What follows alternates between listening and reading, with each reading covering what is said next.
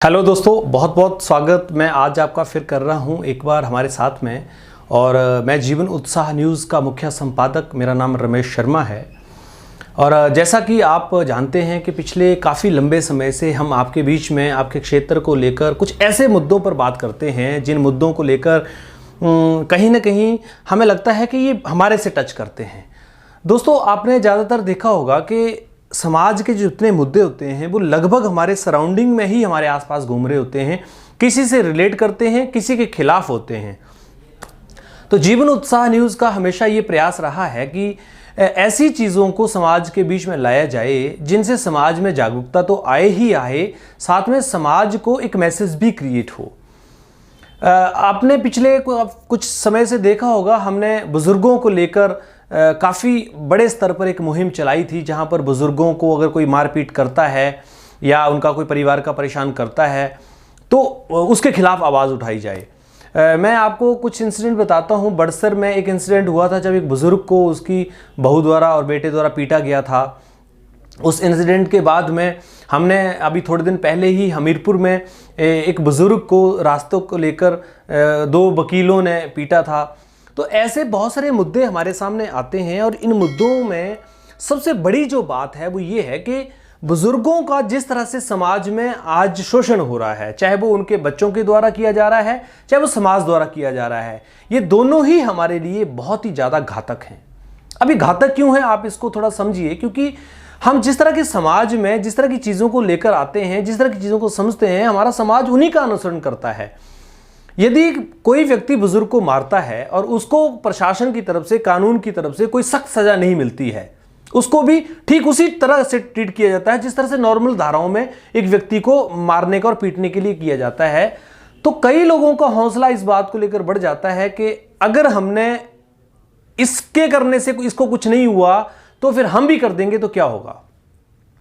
जब इस तरह के मैसेजेस समाज में क्रिएट होने लगते हैं तो हमारे लिए चिंता और भी बढ़ जाती है, क्योंकि हम जिस समाज में रहते हैं वहाँ का इस तरह का माहौल बनना हमारे लिए बहुत खतरनाक हो सकता है। अब सरकारें अपने नियमों में बंधी हैं कि कानून उनके तहत ही कार्रवाई कर सकता है जो नियम बने हैं, लेकिन फिर भी जो हमारे अधिकारी होते हैं, चाहे वो डीसी महोदय होते हैं या मुख्यमंत्री होते हैं या कोई भी लोग होते हैं, उनके पास ऐसी पावर्स होती हैं कि वो स्पेशल केसेस में कुछ ऐसे लोग जो इस तरह का बुजुर्गों के खिलाफ जो ये कार्य कर रहे हैं उनके खिलाफ सख्त कार्रवाई की जाए।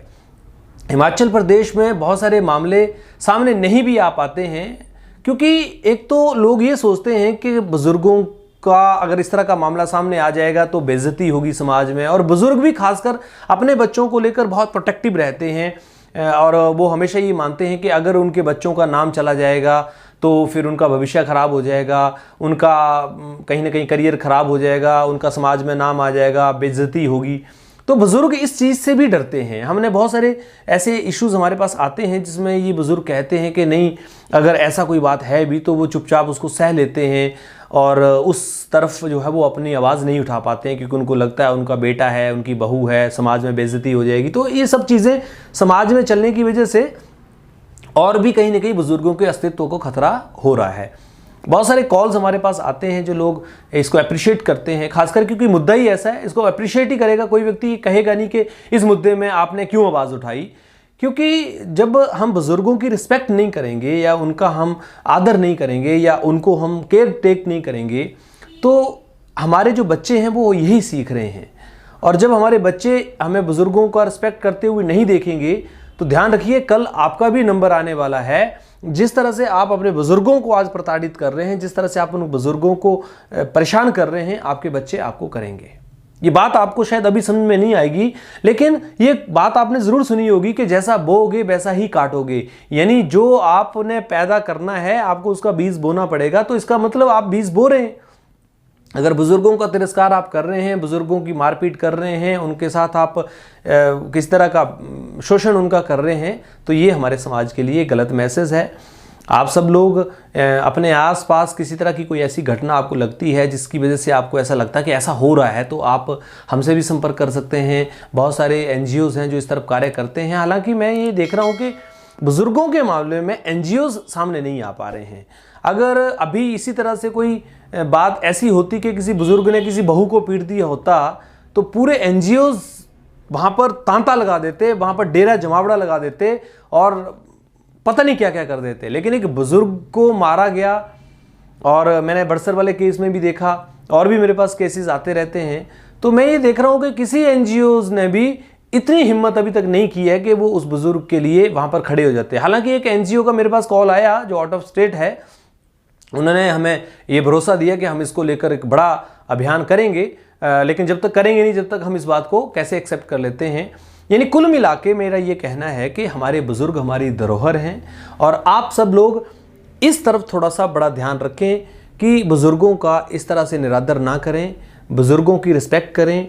अगर वो कहीं गलत भी होते हैं तो उनको आप समय दें, उनको उस तरीके से समझाएं, क्योंकि बुजुर्ग गलत हो सकता है क्योंकि उसकी अपनी जो मानसिकता है वो अपने ज़िंदगी के साथ, अपने तजुर्बे के साथ यहाँ तक पहुँची है। हम उनको बदलने का प्रयास करने की बजाय अगर खुद को बदल लेंगे, हम खुद का थोड़ा सा सॉफ्ट अपने आप नेचर ले आएंगे, तो शायद मुझे ऐसा लगता है कि वो जो लड़ाई है या जिस तरह का भावना है वो ख़त्म हो सकती है। और बुज़ुर्गों को जब हम बदलने का प्रयास करते हैं तो वो शायद संभव नहीं हो पा रहा है, क्योंकि अगर आपके बच्चे आपको बदलने का प्रयास करें तो आप भी नहीं बदलेंगे। तो ऐसे में मेरा आपसे एक ही निवेदन है कि बुज़ुर्गों की रिस्पेक्ट करें, और मेरा प्रशासन से, सरकार से ये अब निवेदन है कि आप बुज़ुर्गों को लेकर कोई ख़ास नियम बनाएं, कुछ ऐसे नियम बनाएं कि यदि कोई व्यक्ति बुज़ुर्ग को प्रताड़ित करता है, मारता पीटता है या इस तरह का कोई कार्य करता है तो उसके खिलाफ सख्त कार्रवाई होनी चाहिए। जैसे महिलाओं के खिलाफ एक कार्रवाई होती है, वैसे ही बुजुर्गों के खिलाफ भी ये कार्रवाई बननी चाहिए। हमारी सरकारों को इस तरफ जरूर ध्यान देना चाहिए, क्योंकि सरकारें वृद्धाश्रम खोलने के लिए सपोर्ट करती हैं, तो सरकारों को पहले ये भी देखना पड़ेगा वृद्धाश्रम की बजाय अगर बच्चे ही माँ बाप की सेवा सही करें तो क्यों ना उनका जो अधिकार है उनको मिलना चाहिए। तो आप सब लोग हमारे साथ इसी तरह से बने रहे। जीवन उत्साह न्यूज़ के इस प्लेटफॉर्म पर मैं हमेशा प्रयास करता हूं कि आप सब लोग हमारे से जुड़े रहें, अपने सुझाव हमें देते रहें, अपने कमेंट हमें देते रहें।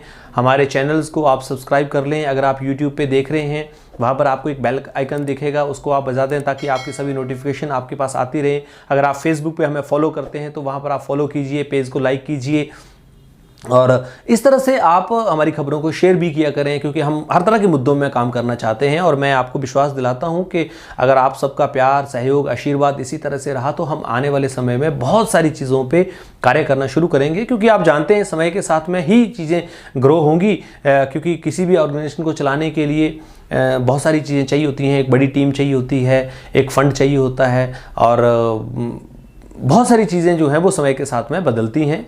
और हम यही प्रयास करेंगे कि आपकी उम्मीदों पर हम हमेशा खरे उतर सकें, आप कभी भी जीवन उत्साह से कभी निराश ना हो, ये मैं विश्वास आपको दिला सकता हूँ। बशर्ते कि कुछ लोगों को ऐसा कई बार लगता होगा कि हम गलत कार्य कर रहे हैं, कईयों को लगता होगा कि हम किसी की खबरें उठा देते हैं, कई बार पंचायतों को लेकर कई बार लोग कमेंट करते रहते हैं। तो मैं आपसे फिर ये कहना चाहूँगा कि आप अपनी आंतरिक जो एक भावना है उससे सोच के देखें कि जीवन उत्साह न्यूज़ जिस तरह से कार्य कर रहा है उस तरह से कार्य करने के लिए इंसान को कितनी मेहनत करनी पड़ती है, क्योंकि किसी के खिलाफ आज के समय में बोलना इतना आसान कार्य नहीं है।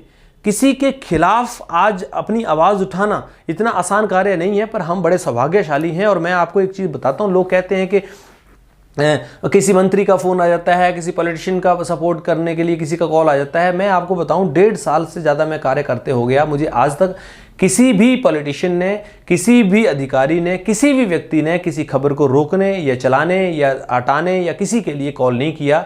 मुझे लगता है कि उनके मन में ये बात है कि जीवन उत्साह एक ईमानदार छवि के रूप में कार्य कर रहा है, इसलिए हमें उसके बीच में इन्वॉल्व नहीं होना चाहिए। और ये बड़ी अच्छी बात है, मुझे भी इसमें बड़ी खुशी होती है। और मैं इसी प्रेरणा के साथ में आगे बढ़ता हुआ जीवन उत्साह न्यूज़ के साथ आपको लेकर चलता हुआ और अपनी टीम के साथ, जो मेरी टीम कार्य करती है, उनकी प्रेरणा, उनके सहयोग के साथ कार्य करता रहूँगा। आप सब भी इसी तरह से हमारे ऊपर विश्वास बनाए रखें, और कुछ गलतियाँ हो तो उनके लिए हमें आप माफ़ भी करें, क्योंकि there is nobody perfect in this world. इस दुनिया में सब कुछ संपूर्ण, सब कुछ नहीं हो सकता। कुछ कमियां हमारे अंदर भी होंगी, हम उनको समय के अनुसार ठीक करते जाएंगे। आपका आशीर्वाद, आपका प्यार हमें साथ में मिलता रहेगा। हम जीत जाएंगे, जीत जाएंगे, जीत जाएंगे। बहुत बहुत धन्यवाद आप सब।